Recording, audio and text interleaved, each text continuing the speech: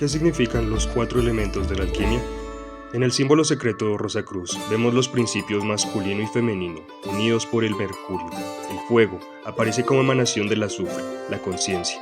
La tierra y el agua como emanaciones de la sal.